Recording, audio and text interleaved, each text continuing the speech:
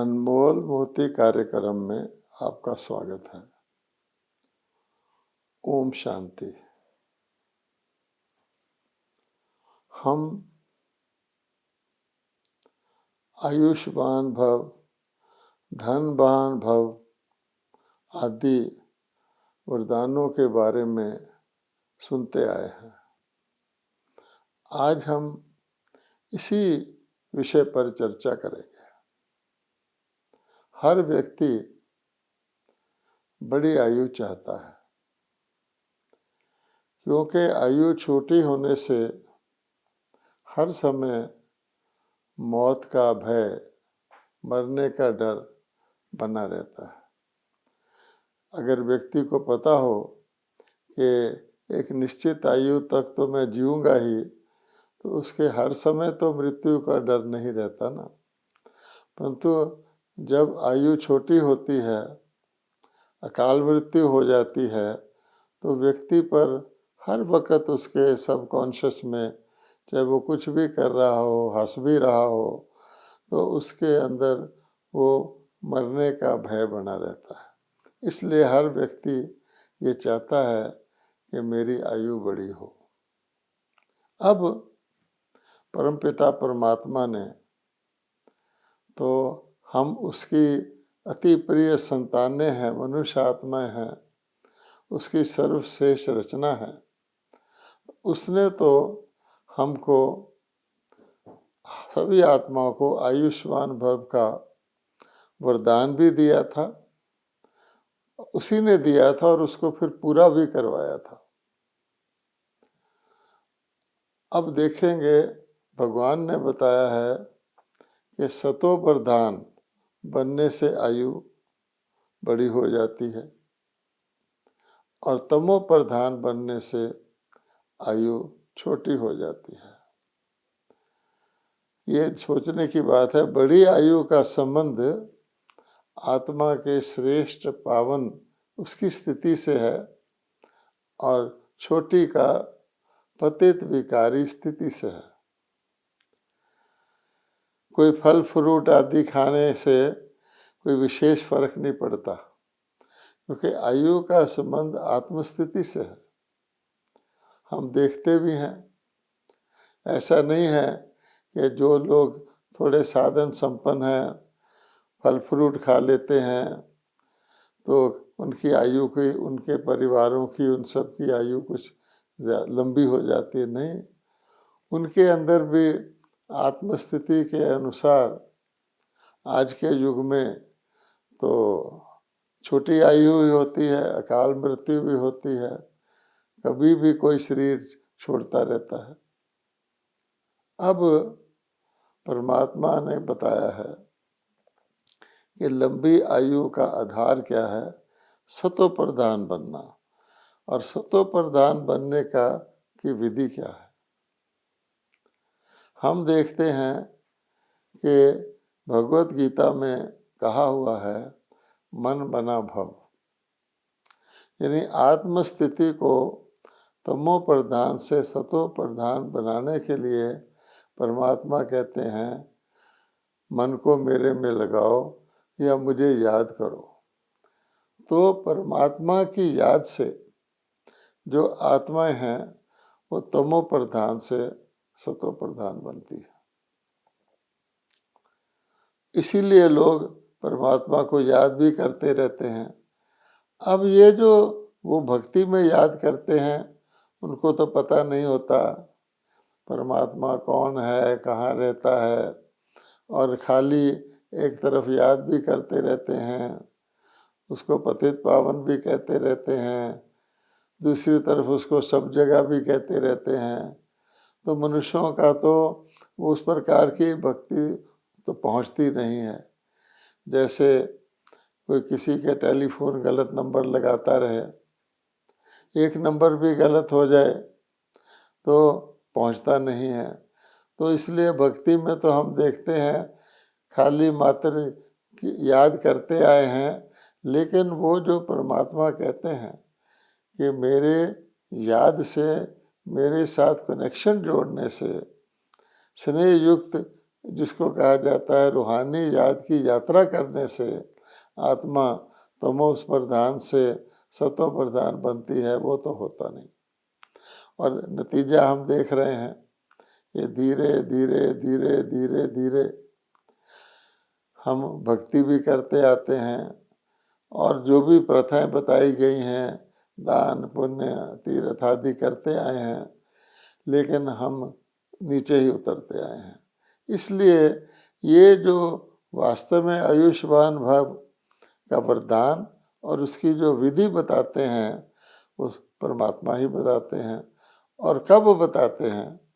जब हम देखते हैं कि बिल्कुल ही आयु सबसे बहुत घट जाती है, अति हो जाती है, अकाल मृत्यु का बाजार इतना गर्म हो जाता है कि कलयुग को लोग मृत्यु लोग कहने लग जाते हैं कि ऐसा लोग जो एक प्रकार से शमशान घाट में बसा हुआ है, पता नहीं कब कोई शरीर छोड़ दे।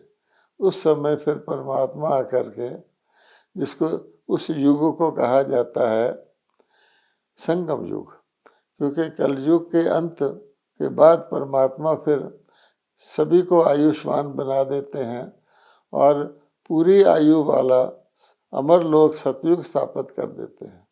इसलिए परमात्मा कहते हैं कि मैं स्वयं अवतरित होता हूँ, अपना परिचय देता हूँ, आत्माओं को उनकी आयु घटने का कारण बताता हूँ और फिर वो विधि कि तमो प्रधान से सतो प्रधान बनने के लिए मुझे याद करो। और याद का मतलब है बहुत समय से आत्माएं नीचे गिरती आई हैं, तो बहुत काल का अभ्यास भी चाहिए उस याद की यात्रा को करने का। तो लगातार परमात्मा से मिलने की, परमात्मा से कनेक्ट होने की यात्रा, जिसको याद की रूहानी यात्रा कहते हैं, जिसके आधार पर, जिसके स्मृति में आज मनुष्यों ने तीर्थ यात्राएं बना ली हैं, तो वो तो शारीरिक यात्राएं हैं, उससे कोई सतो प्रधान नहीं बनता है। तो इसलिए फिर परमात्मा आकर उस यात्राओं का, उसको निरंतर बनाने का अभ्यास करवाते हैं और फिर इसके लिए उनको धरती पर अवतरित भी होना पड़ता है। अब परमात्मा को ही हम जानते हैं, हम पतित पावन कह के याद भी करते हैं और परमात्मा का ही काम है पतित से पावन करना। दूसरे शब्दों में तमो प्रधान से आत्मा को सतो प्रधान बनाना, दूसरे शब्दों में उनकी अल्प आयु को, उनकी छोटी आयु को बड़ी करना, सदा के लिए बड़ी करना। उसके लिए आत्माएं परमात्मा को पुकारती भी रहती हैं, अन्य अन्य भाषा में पुकारती हैं, अन्य अन्य बातें कहती हैं, हे पतित पावन आओ, हे परमात्मा हमें विकारों से छुड़ाओ, हमारे विषय विकार मिटाओ, हम कामी हैं, क्रोधी हैं आदि अपने अल्प आयु के कारणों को भी थोड़ा समझते हैं और उसका वर्णन करते हैं। अब परमात्मा कहते हैं मैं ही सर्वशक्तिवान हूँ, मैं ही दयालु हूँ, मैं ही कल्याणकारी हूँ। तो परमात्मा जब आकर के अपने साथ आत्माओं को योग युक्त करते हैं, उससे आयु बढ़ती है और इतनी बढ़ जाती है तो फिर परमात्मा हमें, आज कलयुग में तो हमें याद नहीं रहता, लेकिन हमें अपने सारे सृष्टि चक्कर में हमारी कैसे कैसे आयु सबसे ज़्यादा थी, फिर कैसे घटी, फिर और कैसे घटी, उसका स्वदर्शन चक्कर करवाते हैं। अर्थात सारे सृष्टि चक्कर में हमको अपना दर्शन करवाते हैं कि देखो मैंने तुम्हें कहाँ ऊंची अवस्था में, सतो प्रधान अवस्था में, पूरी आयु की अवस्था में तुम्हें ला करके ऊंची अवस्था में बिठाया था। फिर कैसे धीरे धीरे जैसे कोई चक्कर घूमता है, तो चक्कर घूमते घूमते घूमते घूमते बिल्कुल जहाँ ऊपर, बिल्कुल ऊपर से बिल्कुल नीचे की स्थिति पर आ जाता है। लेकिन क्योंकि चक्कर है तो उस नीचे की स्थिति से फिर ऊंचे स्थिति जुड़ी रहती है। जैसे हम कहते हैं घड़ी में 12 बजने पर नया दिन या रात शुरू हो जाता है और पुराना समाप्त हो जाता है। इसलिए परमात्मा बताते हैं कि आप मनुष्य आत्माओं की इस 5000 वर्ष के सृष्टि चक्र में परमात्मा ही सृष्टि चक्र के एक कल्प की आयु को यथार्थ जानते हैं। वो कहते हैं 5000 वर्ष के सृष्टि चक्र में 4 युग होते हैं और चारों युग बराबर बराबर होते हैं। तो मुझ परमात्मा ने तमो प्रधान से सतो प्रधान बनाकर सतयुग में सभी आत्माओं की आयु 150 वर्ष कर दी थी। 150 वर्ष की आयु, और उसकी परमात्मा ने गारंटी कर दी थी सभी आत्माओं को कि सतयुग में कभी भी किसी की अचानक मृत्यु नहीं होगी, किसी का अचानक शरीर नहीं छोड़ेगा, हर आत्मा 150 वर्ष पूरी आयु भोगेगी। ना केवल ये, उसके साथ साथ हर आत्मा को, किसी भी आत्मा को कभी भी किसी भी प्रकार का दुख नहीं होगा। क्योंकि आयु लंबी हो जाए परंतु जीवन में दुख हो तो व्यक्ति लंबी आयु भी एक वरदान की बजाय श्राप बन जाता है। आज की दुनिया में हम कई मनुष्यों को ऐसा देखते हैं, वो ताजी आत्माएं परम धाम से उतरती हैं, इस कलयुग में भी उनकी आयु लंबी होती है, लेकिन हम जानते हैं कि वो किसी न किसी प्रकार के रोग दुख पीड़ा आदि से इतना दुखी होते हैं कि अपनी वास्तव में लंबी आयु को एक प्रकार का वो दुख का एक कारण समझ लेते हैं, साधन समझ लेते हैं। इसलिए भगवान कहते हैं कि वो 150 वर्ष की आयु 1250 वर्ष के युग में, वहाँ उसको हम वो फिर कब होती है, इस कलयुग में नहीं वो हो सकती है। ये सारी की सारी परिवर्तन परमात्मा कलयुग के अंत में संगम युग पर ला करके तैयार करते हैं, और इसलिए संगम युग को पुरुषोत्तम कल्याणकारी युग कहा जाता है, परिवर्तन का युग कहा जाता है। तो सतयुग में श्री लक्ष्मी श्री नारायण का विश्व राज्य होता है, स्वर्ग का राज्य होता है, और उसमें आत्माएं 8 जन्म लेती हैं, और वो भी राम राज्य ही कहलाता है। क्योंकि भाव उसका ये है कि वहाँ पर ये 5 विकारों रूपी रावण का राज नहीं होता है, और वहाँ पर किसी प्रकार का भी जो राम राज का वर्णन आज किया जाता है, किसी प्रकार का भी रोग शोक आदि नहीं होता। कहा गया है दैहिक दैविक भौतिक तापा, राम राज्य नहीं करें संतापा, है ना। तो राम राजा राम प्रजा राम साहूकार है, जिए दाता बसे नगरी धर्म का उपकार है, ये सब बातें कही जाती हैं।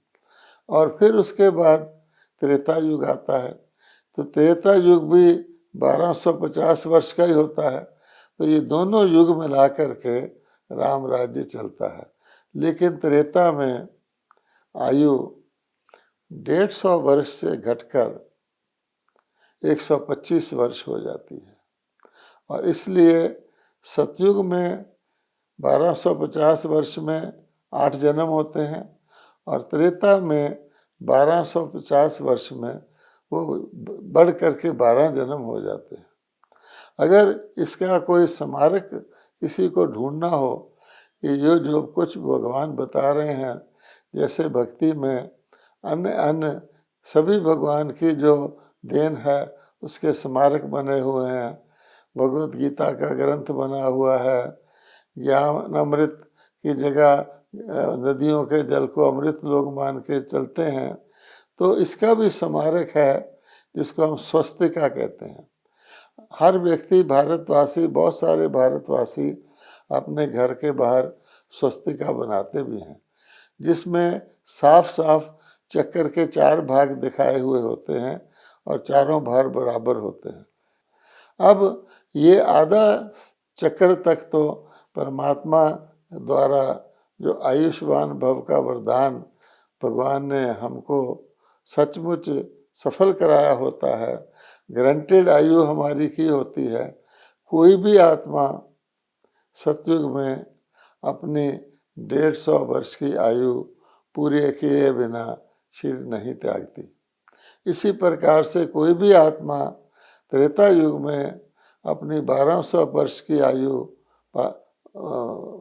त्रेता युग में अपनी 125 वर्ष की आयु पूरी किए बगैर शरीर नहीं त्यागती और कोई रोग शोक नहीं होता। अब उस चक्कर का दूसरा भाग शुरू होता है जिसको हम द्वापर युग कहते हैं। तो द्वापर युग में विश्व पुराना हो जाता है। जैसे कोई चीज़ हम कहते हैं ना सेकंड हैंड हो गई, आधा टाइम वो नई चलती है, आधा टाइम पुरानी चलती है। ये एक स्वाभाविक नियम है। इसको भगवत गीता में बताया गया है कि हर चीज़ अपनी सतो रजो तमो अवस्थाओं से पास होती है, और अगर और डिटेल में कहें तो सतो प्रधान और सतो रजो और फिर तमो और तमो प्रधान अवस्थाओं में आती है। तो द्वापर में विश्व पुराना होना शुरू हो जाता है और फिर आयु भी घट जाती है। द्वापर के 1250 वर्ष में आत्माओं के जन्म बढ़ कर के 21 हो जाते हैं और आयु घट कर के 60 वर्ष रह जाती है। और वहाँ उसको कहा जाता है रजोगुण शुरू हो जाता है, काम विकार की उत्पत्ति हो जाती है। आज भी कोई गीता पढ़े तो उसमें जब काम विकार को महाशत्रु बताया गया है, पूरे का पूरा काम विकार का वर्णन किया गया है कि वो कितना एक प्रकार का जहर है, कितना पतित बनाता है। उसके आदि में ही लिखा हुआ है कि काम विकार की उत्पत्ति रजोगुण से होती है। अर्थात सतो प्रधान और सतो गुण में सतयुग और त्रेता में काम विकार होता ही नहीं, क्योंकि देवता पूरा निर्विकारी होते हैं। इसी कारण उनकी आयु लंबी होती है। अब भगवान कहते हैं जब काम विकार पैदा हो जाता है तो बाकी के 5 विकार भी काम विकार के साथी हैं। क्रोध, लोभ, मोह और अहंकार ये भी जन्म ले लेते हैं और मनुष्य जो हैं 5 विकार मनुष्य को भोगी बना देते हैं। तो सतयुग में परमात्मा से योग लगाकर उनके साथ रूहानी जात की यात्रा करके सतो प्रधान बन के जो आत्मा पूरी आयु मैक्सिमम आयु 150 वर्ष की आयु जो पाती हैं, अब द्वापर में आकर के वो विकार कमजोरी के कारण, पुरानी दुनिया होने के कारण, विकारों के वश होने के कारण भोगी बन जाते हैं और आयु घट करके 60 वर्ष हो जाती है और 1250 वर्ष में 21 जन्म आत्माएं लेती हैं। अब उसके बाद तो कलयुग आ जाता है। अब कलयुग जो है, कलयुग के आद में, क्योंकि द्वापर के बाद कलयुग शुरू होता है, तो फिर रजोगुण से तमोगुण प्रारंभ हो जाता है। आत्मा तमोगुणी बन जाती हैं और जैसे जैसे कलयुग बढ़ता जाता है तमोगुण का प्रभाव बढ़ता जाता है और कलयुग के अंत में आकर आत्माएं तमो प्रधान हो जाती हैं। तो जब तमो प्रधान हो जाती हैं तो उनकी आयु भी छोटी से छोटी हो जाती है। तो भगवान ने कहा कि सतो प्रधान से में आयु बड़ी होती है, तमो प्रधान में छोटी होती है। तो रिजल्ट क्या होता है कि 1250 वर्ष में आत्मा 42 जन्म लेती है। अब आप देखेंगे 84 का चक्कर कहा गया है। तो 84 जन्म किस तरह होते हैं? सतयुग में 8, त्रेता में 12, 12 रास 20, द्वापर में 21, 20 और 21 41, और फिर कलयुग में 42, 41 और 42 83, और एक युग कल्याणकारी पुरुषोत्तम एक जन्म गिना जाता है। इस प्रकार से 84 का ये चक्कर चलता है। इसी को सुदर्शन चक्कर कहते हैं। इसका ज्ञान ही गीता का भगवान देते हैं। शास्त्रों में सुदर्शन चक्र को एक हिंसक शस्त्र के रूप में दिखा दिया है, क्योंकि सारे गीता ज्ञान को ही उसमें जो आत्मा का युद्ध है विकारों से, उसको एक हिंसक युद्ध के रूप में दिखा दिया गया है।